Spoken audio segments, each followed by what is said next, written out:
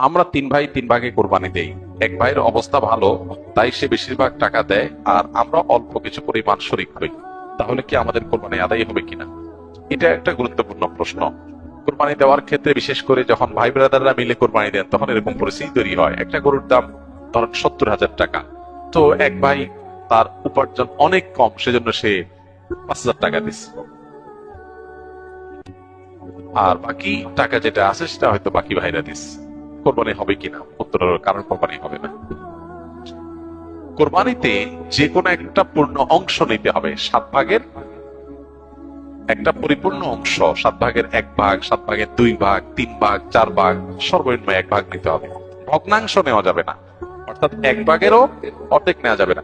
2 ভাই মিলে 1 ভাগ নিয়েছে, হবে না, তখন সেটা গোস্ত খাওয়া হবে। পশু জবে হয়ে গেছে সই পদ্ধতিতে, গোস্ত খাওয়া হবে, কিন্তু কোরবানি হবে না। কোরবানি বিশুদ্ধ হইতে হলে প্রত্যেককে পূর্ণাঙ্গ একটা ভাগ নিতে হবে। হ্যাঁ, এখন এমন হতে পারে যে এক ভাইকে আল্লাহ আর্থিক সচ্ছলতা দিয়েছেন, বাকিদেরকে দেন নাই, তো কি হবে? তখন সচ্ছল যিনি, তিনি তার পক্ষ থেকে কোরবানি দিয়ে বাকি সবাইকে, সবার পক্ষ থেকে দিবেন যে ঠিক আছে, তোমার পক্ষ থেকে একটা শেয়ার, তুমি টাকা দিলা না, আমি তোমারটা দিয়ে দিলাম। এটা হতে পারে।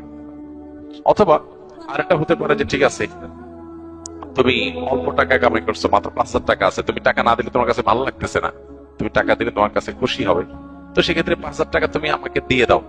এটা কোরবানির শেয়ার না। আমি কোরবানিতে এটা লাগাবো, সেটা ভিন্ন বিষয়, বাট তুমি শেয়ার হিসাবে দিলে না। এটা হতে পারে।